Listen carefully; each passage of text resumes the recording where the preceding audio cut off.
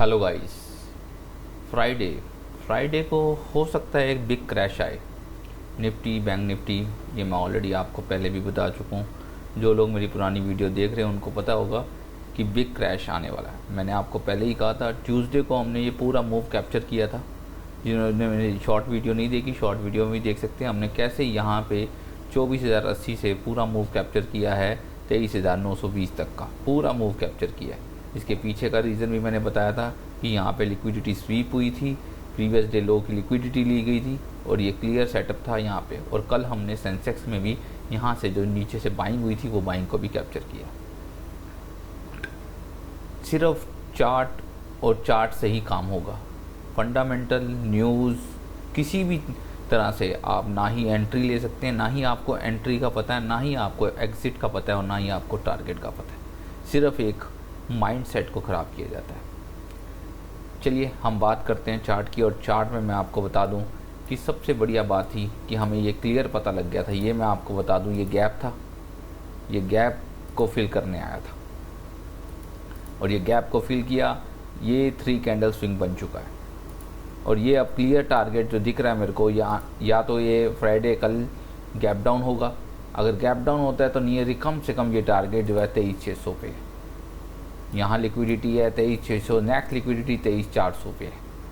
ये 2 टारगेट आपको देखने को मिल सकते हैं। अगर कल गैप डाउन, हाई चांस है कि कल गैप डाउन हो सकता है क्योंकि 3 कैंडल स्विंग बन चुका है।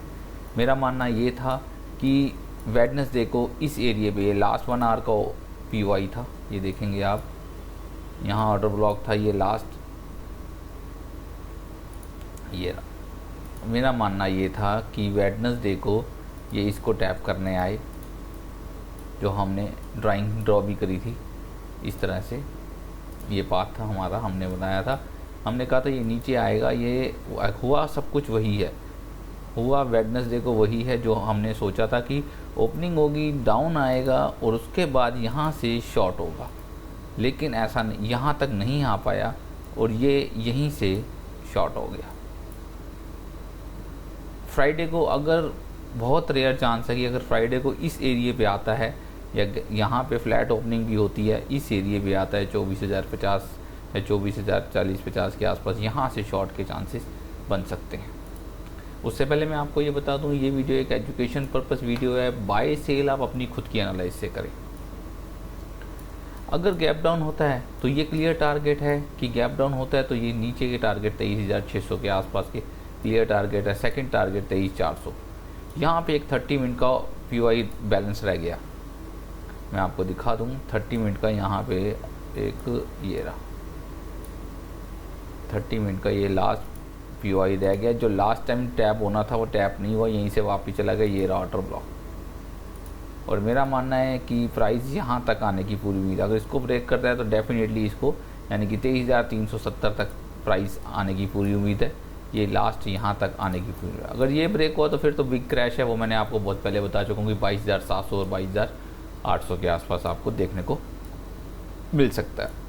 और अगर इसको ब्रेक करता है 24,100 को ऊपर की तरफ तो क्लियर टारगेट है 24,300 एंड 25,000 के आसपास आपको देखने को मिलेगा मार्केट। लेकिन ऐसा लग नहीं रहा है। हाई प्रोबेबिलिटी यही कह रही है कि गैप डाउन होने के चांसेस हैं क्योंकि 3 कैंडल स्विंग बन चुका। 4th कैंडल एक्सपेंशन ही देगी, 4th कैंडल एक्सपेंशन ही देगी। अगर जिनको नहीं पता वो मैं आपको दिखा दूं, हमेशा आप पीछे से ऊपर देख लीजिए, 1 2 3 and 4th candle gap down खुला, एक्सपेंशन। ज़्यादातर 4th कैंडल एक्सपेंशन ही देती है और बड़ा गैप डाउन ही देती है। सेम सिनेरियो यही हो रहा है, मुझे यहाँ लग रहा है 1 2 3 4th कैंडल एक्सपेंशन, ये गैप डाउन खुलेगा 23,600 के आसपास या 23,600 से नीचे भी खुल सकता है। फर्स्ट टीपी 23,600, सेकंड टीपी जो है 23,000, वो तो फिर सेकंड टीपी तो ये मान के ही चलो कि ये 23,350 ईजिली आपको देखने को मिलेगा ही मिलेगा। वो चाहे मंडे को देखने को मिले या फिर फ्राइडे को। फ्राइडे को इतना बड़ा मूव तो नहीं आ सकता कि 600 पॉइंट का गैप हो जाए, कोई बहुत रेयर है, बहुत रेयर। 300 पॉइंट का ही यहीं से इसी एरिए के अंदर फिर रेंज हो जाएगा। मंडे को हो सकता है कि गैप डाउन खुले और ये टारगेट 23,350 तक आने की पूरी उम्मीद है। चीज़ें बिल्कुल क्लियर थी, हमने ये मूव कैप्चर करा था और ये मूव भी कैप्चर हमने बिल्कुल यहाँ पे कैप्चर किया था। ये मैंने बताया भी था कि 15 मिनट्स के अंदर हमने देखा ये लिक्विडिटी स्वीप हुई थी। इसके ऊपर कैंडल क्लोज नहीं हुई, लिक्विडिटी स्वीप हुई, क्लियर टारगेट, उसके बाद 5 मिनट्स में हम चले गए, वहाँ पे ऑर्डर ब्लॉक रेडी हो चुका था। ये देखेंगे यहाँ पे एक ऑर्डर ब्लॉक, ये रहा ऑर्डर ब्लॉक, और यहाँ पे हमने एंट्री 24,080 की और स्टॉप लॉस हमारा 24,090 का। 10 पॉइंट के एसएल पे हमने 23,920, जो कि सबसे यहाँ ये जो लिक्विडिटी थी ये इस लिक्विडिटी तक हमारा टारगेट था। सबसे पहला 23,960 सॉरी, उसके बाद हमारी जो थी ये मेजर लिक्विडिटी यही थी 23,920 के आसपास, हाँ सॉरी 920। ये दो टारगेट थे हमारे। ट्यूसडे को हमने एक्सपायरी के अंदर ये पूरा का पूरा यहाँ से पूरा मूव कैप्चर किया। उसी के बाद हमने कल जो थर्सडे को सॉरी वेडनेसडे को जो है हमने ये यहाँ से बाइंग पकड़ी है, क्योंकि यहाँ भी नीचे लिक्विडिटी स्वीप हुई है। ये देखिए, ये देखेंगे जैसे ही लिक्विडिटी स्वीप हुई, ये देखिए यार इससे आपको दिखा देता हूँ, ये देखिए लिक्विडिटी स्वीप होते ही, ये मैं आपको 5 मिनट के टाइम फ्रेम में दिखा रहा हूँ, अगर 1 मिनट के टाइम फ्रेम में मैं आपको दिखाऊँ, ये देखिए लिक्विडिटी स्वीप होते ही यहीं पे एंटरिंग होगी। क्लियर था कि अब अपसाइड ऊपर की लिक्विडिटी में यहाँ 23,950 एंड सेकंड लिक्विडिटी मेरी जो थी टारगेट था यहाँ तक, लेकिन ये इसी एरिए तक ये तक ही गया है, 23,980 तक ही गया है और अच्छा खासा मोमेंट था। और ये पूरा कैप्चर हमने सेंसेक्स में भी इसी तरह हमने कैप्चर किया इसको, पूरा मोमेंटम को, और निफ्टी के अंदर भी मैं कैप्चर किया। चीज़ें बिल्कुल चार्ट पे हमारे को क्लियर दिखती हैं, कहाँ से बाइंग की अपॉर्चुनिटी मिलती है, चार्ट ही हमें बताएगा। अगर कोई लोग ये सोच रहे हो फंडामेंटल या न्यूज़ आपको कोई एंट्री पॉइंट बताएगा या टारगेट पॉइंट बताएगा या स्टॉप लॉस बताएगा, तो ये आपका मानना है। ट्रेंड को कंटिन्यू में कहाँ पे एंट्री लोगे आप? अगर आपको ये पता भी लग जाए कि अब अपसाइड ही जाएगा, ये टूट गया है, तो अपसाइड कहाँ से एंट्री लोगे? ये लो, कई लोगों ने यहाँ एंट्री ली होगी, ये लो स्टॉप लॉस लग गए, फिर वापस ऊपर की कितना स्टॉप लॉस रखोगे? स्टॉप लॉस 10 से 20 पॉइंट का होना चाहिए। टारगेट आपका मैं बार बार बोल चुका हूँ 50 से 80, 100, 150 तक के पॉइंट्स आपको कैप्चर करने हैं। 10-20 पॉइंट के लिए 10-20 पॉइंट का एसएल, ये कोई ट्रेडिंग नहीं हुई। ट्रेडिंग हमेशा आपको 1:3 से लेकर 1:5, 1:10 तक के रेशियो की सेटअप हमें पकड़नी है। ये निफ्टी की बात थी, और निफ्टी का मैंने आपको बता दिया है। मेरा मानना यही था कि अगर वेडनेसडे को ये लास्ट पीओआई को टैप करने आता यहाँ 1 आवर के, तो यहाँ से बेस्ट शॉट की थी, लेकिन ये यहाँ तक नहीं आया, 23,980 तक ही रहा। अगर ये 24,050 तक का था तो यहाँ से क्लियर शॉट था। अब फ्राइडे हाई चांस है या तो गैप डाउन खुलेगा, गैप डाउन खुलता है तो ये बिल्कुल क्लियर है 23,600 टारगेट जो दिख रहा है, 23,600, 23,650 के आसपास ये आपको आता हुआ दिखेगा। अगर यहाँ फ्लैट ओपनिंग होती है तो यहाँ से क्लियर शॉट होगा 24,050 के आसपास, जो कि बहुत रेयर चांस है कि यहाँ पे फ्लैट ओपनिंग हो जाए। हाई चांस यही है कि गैप डाउन होगा और बड़ा क्रैश आएगा ही आएगा। 300 पॉइंट का क्रैश, मतलब 300 पॉइंट के बाद भी अगर क्रैश आ सकता है तो मान के चलिए सेंसेक्स में 1000 पॉइंट का कम से कम मूव डाउन साइड के लिए आएगा। बात कर लेते हैं हम इसी के साथ बैंक निफ्टी की। बैंक निफ्टी का चार्ट ये रहा। बैंक निफ्टी के चार्ट में हम डेली टाइम फ्रेम पे बैंक निफ्टी का चार्ट देख रहे हैं, बिल्कुल 3 कैंडल स्विंग बनाया हुआ है, बिल्कुल 3 कैंडल स्विंग बनाया हुआ। अब मेरा मानना यही था कि मंडे जो है यहाँ पे हमने देखा, यहाँ पे इस पे भी 1 आवर का लास्ट पीओआई बचा हुआ है, ये देखिए। और मेरा मानना था सॉरी फ्राइडे को, मंडे माइंड में आ रहा है, आज ऑफ है इसलिए माइंड में बार बार मंडे आ रहा है। मेरा मानना ये था अगर फ्लैट ओपनिंग होती है, यहाँ पे भी ओपनिंग होती है, यहाँ से बैंक निफ्टी को हम क्लियर शॉर्ट कर सकते हैं। क्लियर शॉर्ट है ये बहुत ही अच्छा सेटअप। अगर फ्लैट ओपनिंग होती है या गैप अप भी ओपनिंग होती है तो मैं आपको ये बता दूं, ये यहाँ से क्लियर शॉर्ट,